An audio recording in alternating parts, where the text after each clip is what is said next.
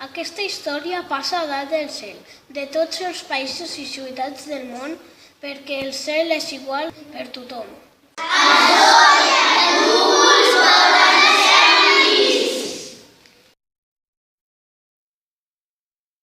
Una vegada un sol i un núvol vivien junts al cel. El sol era molt bonic, era gran, alegre i li agradava brillar i escalfar la gent. Per això li molestava molt que els núvols el tapessin. Els deia cridant que s'apartessin. Els no volien apartar-se perquè, com el sol era tan bonic, li tenien enveja. Els núvols eren lletjos, antipàtics, rondinaires, descolorits, avorrits i freds. Els núvols volien ser bonics i agradables com el sol. La relació entre el sol i els núvols era molt dolenta perquè érem molt diferents. Els núvols sempre volien anar acompanyats per fer tempestes i mullar la gent. I el sol volia estar sol brillant. Quan el sol sortia, els núvols s'apartaven. I quan el núvol venia, el sol s'anava. Gairebé mai estaven junts perquè es molestaven.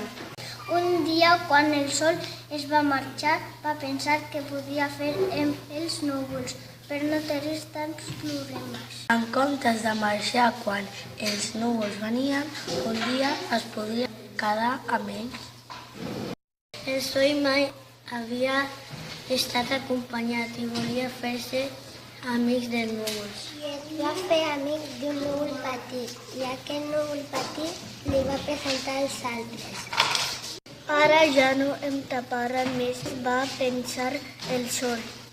Eren amics, un dia es van quedar junts, els núvols i el sol. Els núvols van fer un tracte i els núvols van dir: Mira, sol, tu brilles i nosaltres fem ploure, sense tapar-te i sense molestar-nos. I així, jugant junts, van fer un arc de Sant Martí. El sol i els núvols van aprendre que encara que siguin molt diferents, poden estar junts. I que junts poden fer coses més boniques que estar separats.